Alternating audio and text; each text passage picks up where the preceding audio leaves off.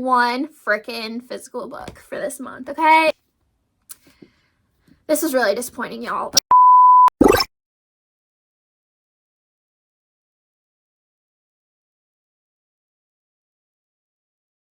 Hey guys, what's up? It's Ashley. Welcome back to my channel. I am here with my January reading wrap up. Okay, so I did read 24 books this month. However, it was an interesting month, okay? One of those books was a physical. Out of 24, only one was physical. Something happened around December and I just can't read physical books anymore. It's taking me like 4 years to do, whereas my Kindle, I'm like binging 5 books in a day. So let's just get into those reads. So first off, starting off the year, I decided to read the Off Balance series by Lucia Franco. I read the first 3 books. There are 5. Now, this is not going to be everybody's cup of tea. I will say the first book was kind of a struggle for me to get through. So the premise is this is about a 16-year-old gymnast and her Russian coach. Now, I love taboo romances. Give me that any time of the day. I love a good age gap. However, majority of the age gaps I read, females are over the age of 18. So I kind of had to put aside like my personal feelings to enjoy this book. Also, my daughter is a gymnast and she has a male coach. And so it was just really kind of hard to like step out of that and then just read the book. But once I was able to get past book 1, man, this was quite a journey and a ride. So it is a 5-book series. Each one ends in a cliffhanger. I only made it through the first 3. I do want to continue on. I just needed to take a break from it because, like I said, it is a lot. I believe at one point this book was banned on KU because of the age. And I think Lucia ended up going back and changing Adriana's age because I think she was 15 in the initial book. And then when it was like redone, they changed it to 16. So that's a little bit better, but... So I rated the first one a 3.5. And then books 2 and 3 I did rate 4 because they were really good. They kept me going, but like I said, this is not going to be for everybody. And on audio, I listened to Priest and Midnight Mass by Sierra Simone. That is the first book and then the first novella in the Priest series. I really enjoyed this. I have to say, I think it was the male narrator that just... Now, I love audiobooks, but I will admit I listen to fantasies and thrillers and stuff on audio. I'm not a big romance audio person because I think some of the sounds are a little out there. But I did really enjoy this, and it does make me want to like open up my opportunities more and listen to more audiobooks in the romance genre. I think it just all depends on your narrator, and this narrator did a fabulous job. So Priest is going to be about Tyler Bell, Father Tyler Bell. He is a 29-year-old priest, and he obviously has taken celibacy and will not touch a female.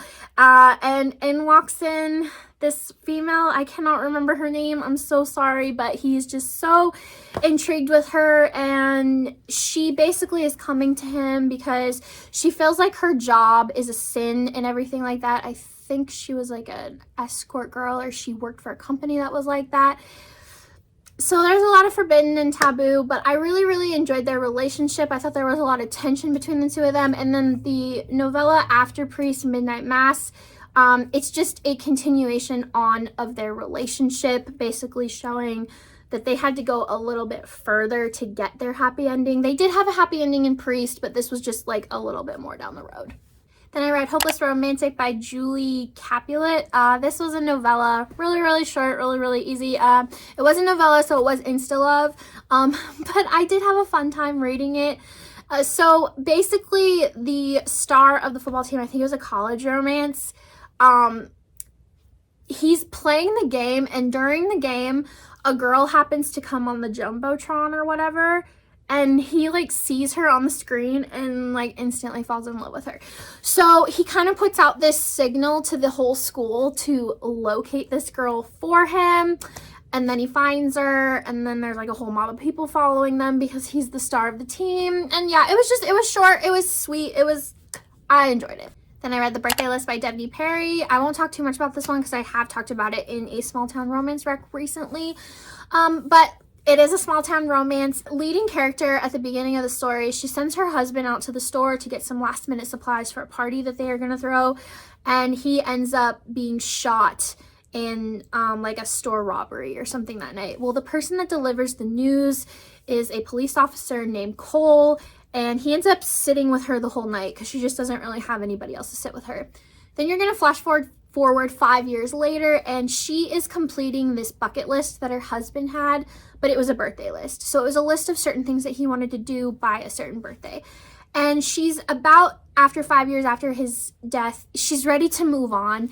And so she wants to finish this list and just be done with it. And she meets up with Cole again, and Cole is offering to help her solve the case because it was never solved who had killed her husband. And in the process, he also offers to help her finish the list. And it's just a really nice, sweet, wholesome romance. Then I read books 4 and 5 in the Hades Hangman series. This was Deep Redemption and Damnable Grace.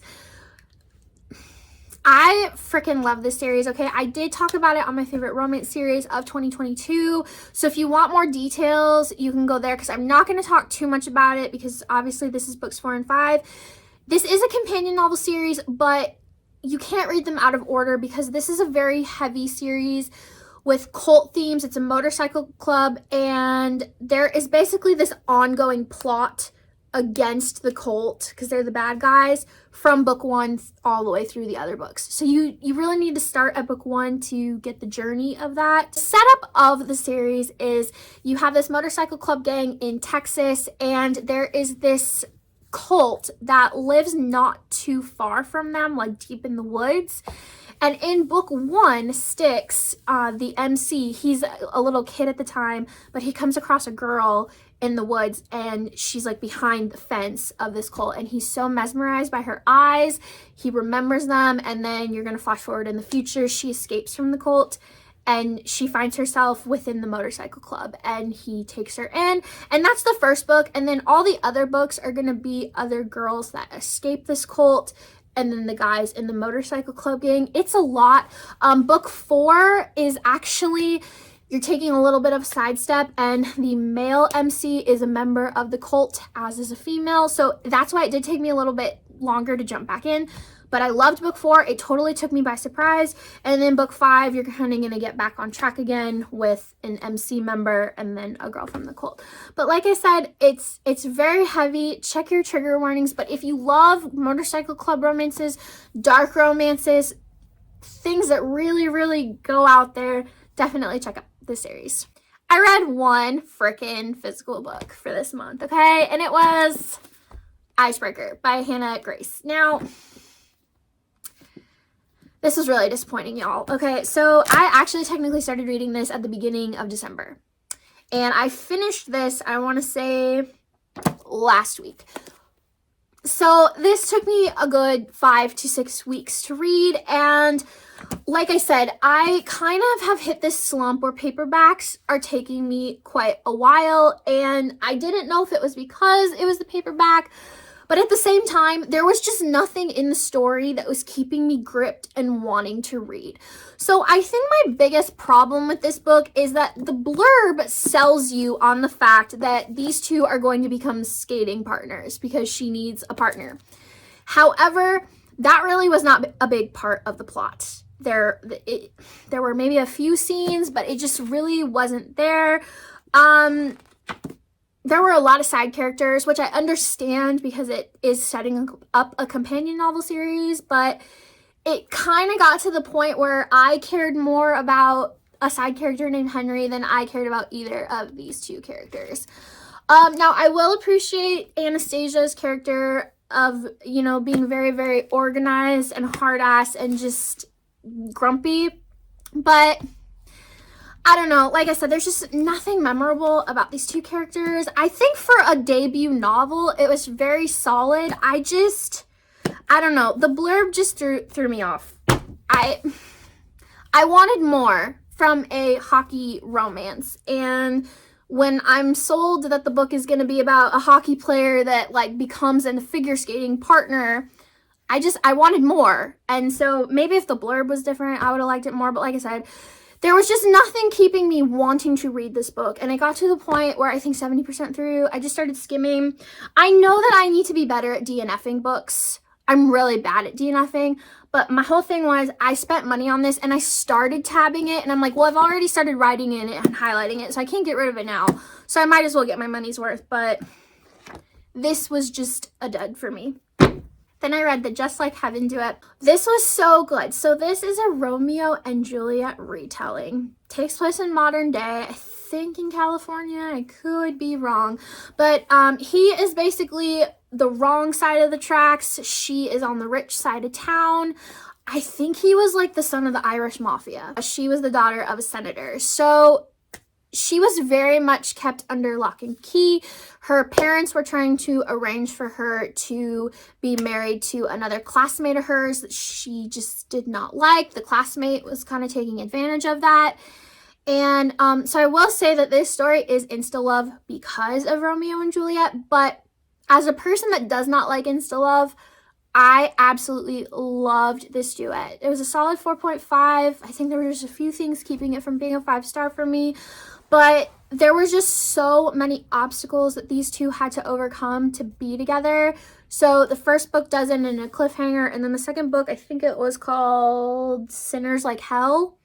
Because these two are like trying to light the world on fire so that they can be together. And it was just really good, and both are available on KU. Then I read One Bossy Proposal by Nicole Snow. I was excited for this based off the blurb, but let me say this book was probably 200 to 300 pages too fucking long. Oh my gosh. I think the author definitely spent way too much time with all of these pointless scenes of conversations that just didn't need to happen. But basically it is a workplace romance. It started off so strong. So our two main characters meet each other in a bakery one morning because they are fighting over like the last cinnamon roll or something. Apparently these are the best cinnamon rolls in Seattle. And she gets there first and gets the last one, and he's the next in line, and he's like so desperate to get this that he follows her out of the store and he offers her a ton of money for the cinnamon roll. And she's like, you're crazy. Money can't buy anything. I'm eating the cinnamon roll later. And they kind of just like keep butting heads with each other, and eventually she goes in for a job interview. And the job interview is with him. And he's just very egotistical and kind of an asshole to her during the job interview. But she proves him wrong and he hires her. So this is definitely a workplace enemies to lovers because they did not like each other in the beginning. And it was such a great setup. I loved so many things about the book. And honestly, I probably would have rated this book a 4.5 star if it weren't for being 200 pages way too long. It just got to a point where I'm like, what is happening here? Why? I got to a point where I forgot if they were broken up or if this was like the third act conflict, which was a third act conflict, which was way too long. It really, really sucks to me when you have a book that has so much going for them and the author just like couldn't get an editor and cut shit out, and then it just ruins the whole thing. But if you want to try it, go try it because it was strong. It just was way too long. Then I read the King series by M. Fraser, if I'm saying that right. Okay, so I am so glad I found this series. This is an older series, I think from 2014, I want to say. I found this just randomly looking on Goodreads. I will say that if you are looking to get into dark romance, this is kind of a great series to start with. So the first two books, King and Tyrant, are going to be on the same couple, which is King and Doe. So Doe is a Jane Doe. She, at the very beginning of the story, she is 18, I think, and she has no memory. She's basically been wandering the streets for several months because she doesn't know who she is. They named her Jane Doe, so she goes by Doe. And at the very, very beginning, this girl, Nikki, that she kind of has been hanging out with on the streets, convinces her to go to this huge house party where a motorcycle club gang is going to be. And she's like, hey, if you convince one of these guys that you can be their bitch, they will take care of you and you don't need to worry about money anymore. So they go to this party and she comes across King. Now, King himself is not in the motorcycle club, but one of his best friends is, and he just lets them all have a party there. Well, what ends up happening at this party is Nikki ends up stealing a bunch of money out of King's room, and she leaves dough there. So King is like, okay, well, you're going to be paying for what your friend took from me, and he basically takes dough as a prisoner. And your story's going to go from there. They read really, really fast, I will say. Book 1 ends on a cliffhanger. There are all these crazy twists and turns. I loved it. And then books 3 and 4 are going to be on his best friend who is in the motorcycle club gang. Ends on a cliffhanger. And then I recently started book 5 because 4 ended on a cliffhanger. It's just one of those companion novel series that just has this underlining plot going through all of them. But I loved them. They were really fun. I just loved all 4. They were all solid 4.5 star reads. Okay, then I read Smokey Darling and Latte Darling by S.J. Tilley. These were so good. Hidden gems. If you have not read them and you love small town romances, go try them. So the first one is going to be brother's best friend's brother trope, which is so different from anything I've ever read. So the story starts off with our 2 main characters young. He is 15 and she is 7 or 8, and they're playing like a big neighborhood game of kickball, and an older boy knocks her down. Well, Beckett, who is 15, picks up a ball and chucks it at the kid, and she is just, I think her name was Evelyn, I want to say. Anyway, she has like stars in her eyes. She's just so in love. So for a few chapters, you're going to kind of see different stages of her life. You're going to see her at 15 trying to get his attention, but obviously he's in his early 20s and has a girlfriend. Then you're going to get to when she's 18 and he doesn't remember who she is, and once again, he has a girlfriend. Then you flash forward to when your story is going to take place when she is 30 and he is 38. She is a 4th grade teacher and he is recently moved back to town, and she is on a field trip camping with her class, and he happens to be the wilderness guide. I will say there is a lot of jealousy. He is very like alpha, she's mine. Like, he didn't care for her when they were kids, but once he sees her again when he's 38, he's like, oh my gosh, she is mine. So I really loved it. It was a solid 4.5, I think. And then Latte Darling is going to follow her best friend Maddie, and Maddie owns a coffee shop. And at the beginning of the story, Maddie is looking for love, and so she has a date with a guy she met online in a bar. Well, he doesn't show up. He ends up ghosting her. So his father ends up coming to the bar to tell her that his son won't be making it because his son was not nice enough to tell her himself. Well, she's very attracted to him, so she invites him to sit down. He is 52, so he's 21 years older than her. And oh my gosh, this was such an age gap daddy kink. Ugh. Also, Maddie was plus sized, so it added a whole other depth to it with people fat shaming her. And I absolutely love this book. You know, maybe going back, maybe I will rate it a 5. I don't know. Anyway, go read it if you have not. Okay, then I read Tattered Stars by Catherine Cowles. This is the first book in the Tattered and Torn series. I really, really loved it. I won't talk too much about it because I know a lot of people have been reading this series lately. But basically, it is following the same family in this small town. And this family has just kind of overcome a lot of tragedy. So Shiloh, the youngest member of the family, she was kidnapped as a child for a few days in a shed, and it just affected the family overall. Well, the person who ended up kidnapping Shiloh was Everly's father, and Everly is going to be our main character in this book.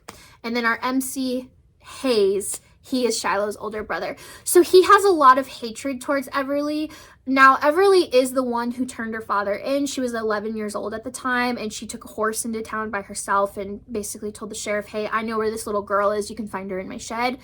And so she saves her, and the family is so grateful. Well, Everly ends up being kind of pushed out of the town because her father's family was pissed at her for doing this. They think she could have gone about it in a more discreet way. So you're going to flash forward some time. She's in her late 20s, and she returns to the town because she wants to move back into her childhood home that her mother left her in her will. Well, Hayes doesn't want her there because Hayes sees her, and all he sees is his sister being kidnapped. So this is definitely a hate to love relationship. Hayes is the sheriff, so that added a whole other element. This is definitely a romance suspense because Everly's family just, they do not like her, and they do not want her here. So you're going to deal with that. But I really enjoyed it. I did read book 2. I finished it last week, so it is part of my February reads, but I am enjoying the series. It's definitely fun. Then I read Take Me to the River and Take Me to the Cabin by Casey Rose. You guys know me and my Mountain Man books, okay? So, book 1 was a fun time. Okay, so our leading character is camping with her boyfriend at the very beginning of the story. And then she goes through her phone and finds out he's been cheating on her. So she gets mad at him, as she should, and she goes on a walk to blow off some steam. Well, when she returns to the campsite, he left. He packed up the campsite with her bags and took off, leaving her stranded in the forest. So she starts wandering, trying to find help, and she comes across a man in the river. And he, obviously is described as tall, mysterious, dark, looks like Tarzan. So he takes her back to her cabin because a storm happens, and where he lives, basically whenever it storms this heavy, it washes the road out, so nobody can leave for like a week or two. So she ends up staying with him, so you're going to have close proximity, and I really enjoyed it. It was just a very, very nice, wholesome romance. What I loved about the story is he was really tall. Like, I think they said he was 7 feet tall. And so the reason that he chose to live so isolated up in the mountains was because people in town were afraid of him. And he made a lot of comments in the books about how women didn't want to date him or be intimate with him because he was too big. He was just too big of a guy, and it scared them. And she... Obviously, this is like your typical romance where he's described huge and she's described, not realistic. But she really loved him. And so it was just a really, really nice romance to see, somebody who people are scared of, and then just this girl who he takes care of. And I don't know, I really liked it. So then Take Me to the Cabin is going to be his friend. So he's 3 friends, and they all live scattered in the forest. So there's 4 books in the series. So the other 2 will be of his other friends. And this one, he is a millionaire or a billionaire that decided to walk away from all that and live in the woods. But he still has all his money. So he meets a runaway bride who moves to town to start over with her life. And he is a woodworker, so he makes furniture and all of that. And so she starts coming up to his cabin because he's working on some things for her home. Well, it's just a really, really nice romance, and her family is trying to convince her to move back because they're a bunch of stubborn rich people. They look down on her and her new lifestyle, and I just really liked it. I think I liked the first one a little bit more, but that was just a me thing. Then I read Loving the Mountain Men by Gemma Weir. If you guys watch my wrap-ups, you'll know that in November I read the first 6 books in this series and absolutely ate this shit up. So these are not wholesome books, okay? They're trashy. They are very, very trashy. They are Jessica Cain novels, but like with a full plot. Like instead of 80 pages, this is a full story. So these are Insta Love. They take place in Montana. So the family is the Barnett brothers. There's 7 of them, and each brother basically has this whirlwind romance where it's love at first sight for them. They see their girl, and then they pursue her hardcore. And the same was this one for Cody. Cody is the final brother to get his romance. And what I really liked about this one that was different than the others was that she was not from the town. She lived somewhere else, but she happened to be vacationing there. And in all of the other books, this really isn't spoilers, but the guy pretty much convinces her to stay. And in this one, she's like, no, I have a life. And so she full on leaves, like gets on a plane and goes back to her state. So there is a lot more conflict in this one of them getting together, but I did thoroughly enjoy it. It was just good trashy reading at its finest. Okay, and then wrapping up the month was actually my favorite read for January, and it was Mad World by Hannah McBride. I really think more people need to go read this. If you love dark romance and you love mystery type thrillers with your romances, please go give this a try. So this is the first book in a trilogy. I'm currently on book 2. So your setup is going to be that our leading character, Maddie, she is 17, she's in high school, and she's very, very poor. Her mother is a junkie, and so basically every bit of money they have goes to drugs. And Maddie discovers, after doing some online research, that she has a twin, Madeline. And Madeline is very wealthy and lives in California. So Maddie messages her and hits her up and was like, hey, I think we're twins. So Madeline ends up flying and meeting her. And she convinces Maddie to switch her places over the summer so that Madeline can kind of get a break from her life and just kind of go travel over in Spain, I think. And Maddie, who has been living poor and never met their father, was like, oh, okay, I guess I could, like, you know, sit by the pool all summer. Sure. Well, the summer goes by and Maddie doesn't hear from Madeline all summer. Tries to text her, tries to call her, and it is revealed at the end of the summer that Madeline is dead. And Maddie kind of finds herself, these are not spoilers, this is like the first few chapters, this is literally how it sets up the series, but Maddie kind of finds herself in a situation where she is forced to basically remain pretending to be Madeline. And so there is a lot to these books. So I will say, because you are in Maddie's POV, Maddie is pretending to be Madeline, and you can kind of see that there are some very shady, very creepy men around her that make these comments to her that makes you think, okay, maybe Madeline really was not up to any good, that she was keeping all these secrets, that she was involved with these guys. And so you're kind of trying to figure out all these angles. How your romance is going to come in is that Madeline had an arranged marriage. She is set to marry Ryan Kane, I think, after they graduate. And so Ryan doesn't like Madeline. He's never liked her because Madeline was not a good person. She was a very mean girl. And so Maddie's kind of trying to fix all of that. When she goes to school, she finds out Madeline basically burned a lot of bridges and nobody likes her. And so Maddie is just trying to kind of rebuild herself as her twin sister. But this book 1 ended in quite the cliffhanger. I will say the last 10% had my adrenaline pumping like major. So I will definitely continue on with the series. It was just a fun ride. All right, well, that will do it for the 24 books that I read in January. Hopefully I gave you guys some new ones to try. If not, sorry. Well, until next time, bye!